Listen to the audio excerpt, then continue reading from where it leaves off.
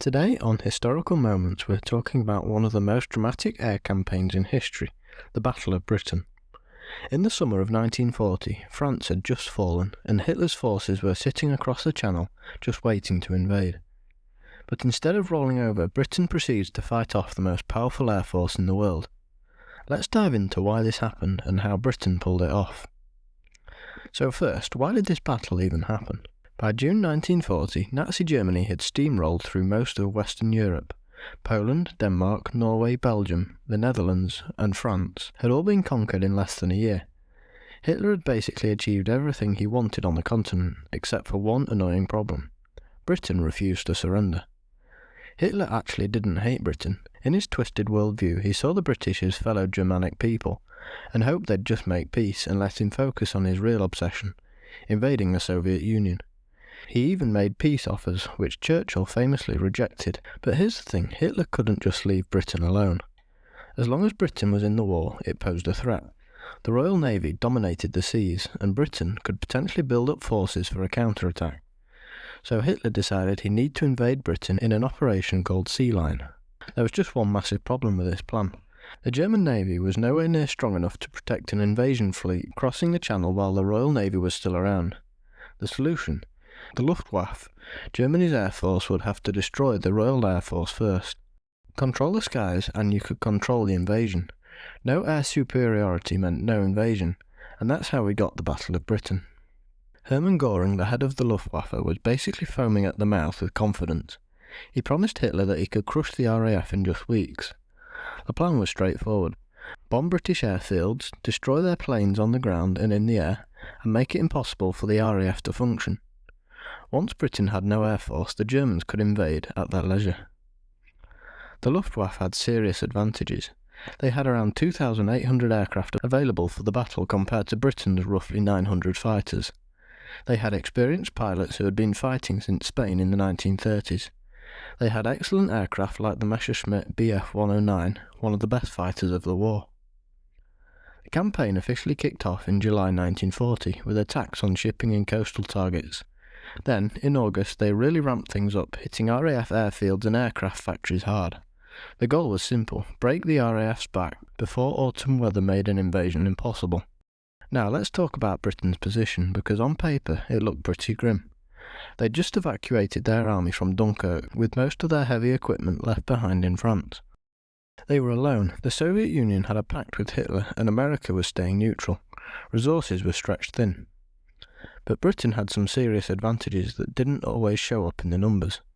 First, they were fighting over home territory. When a British pilot got shot down, if he survived, he could be back in a plane the next day. When a German pilot got shot down over Britain, he became a prisoner of war.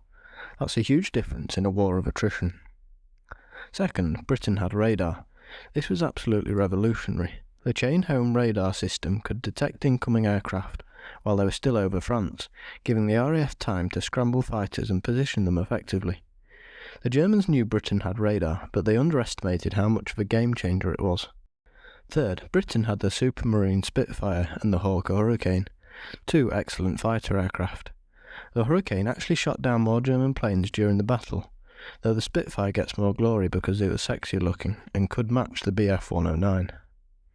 Fourth, and this is crucial, Britain was producing more aircraft than Germany during this period. While the Luftwaffe was losing planes they couldn't replace, British factories were working overtime pumping out new Hurricanes and Spitfires. And finally, Britain had Fighter Command under Hugh Dowding, who understood defensive warfare and conservation of forces. He didn't try to meet every German raid with overwhelming numbers. He carefully managed his resources, knowing he just had to survive long enough for the weather to make the invasion impossible. The battle went through several phases. In July and early August, the Germans hit coastal targets and shipping. Then from mid-August through early September came the most intense phase. Massive raids against RAF airfields, radar stations and aircraft factories. This was the critical period. The RAF was being ground down. Experienced pilots were being killed faster than new ones could be trained. Some airfields were heavily damaged. If this had continued for another few weeks, Britain might have been in serious trouble. But then the Germans made a strategic blunder. In late August, some German bombers accidentally dropped bombs on London. Churchill ordered a retaliatory raid on Berlin. Hitler was furious. He'd been telling Germans that their cities could never be bombed. In a rage, he ordered the Luftwaffe to shift from attacking airfields to bombing London. This decision, probably made more out of emotion than strategy, saved the RAF. Just as the British fighter force was on the ropes, the pressure was off. The Germans started flying massive daylight raids against London in what became known as the Blitz. September 15th became the climactic day. The Luftwaffe launched 2 massive raids on London with hundreds of aircraft. The RAF threw everything they had at them. At the end of the day, the Germans had lost around 60 aircraft to Britain's 30. It was clear that the Luftwaffe couldn't achieve air superiority. The Germans kept trying through September and into October, but they increasingly shifted to night bombing, where fighters were less effective. By late October, Hitler quietly postponed Operation Sea Lion indefinitely. The Battle of Britain was over, and Britain had won. So how did Britain pull this off? It came down to several factors working together. Fighting over home territory was huge. British pilots could bail out and be back in action. German pilots couldn't. The RAF also had better intelligence through radar and code breaking, so they could use their smaller numbers more efficiently. German strategy was flawed too. They kept switching targets. First shipping, then airfields, then cities. They never maintained pressure on any single objective long enough to achieve decisive results. The decision to bomb London instead of continuing to hit airfields was particularly costly. Britain also had the advantage of fighting a defensive battle. They didn't need to win, they just needed to not lose. Every day the RAF survived was a day closer to autumn weather making invasion impossible. The Germans needed a knockout blow, but Britain could win on points. And finally there's the human element.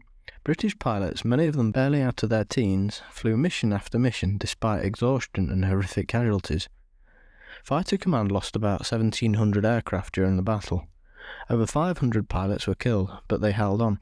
Churchill wasn't exaggerating when he said, "Never in the field of human conflict was so much owed by so many to so few." The Battle of Britain was the first major defeat for Nazi Germany, and it had enormous consequences. Hitler never got his invasion. Britain remained in the war, providing a base for the eventual liberation of Europe, and it proved that the Nazi war machine could be stopped. Thanks for listening, everybody. If you enjoyed this episode, please like and subscribe, and we'll see you next time. Thank you.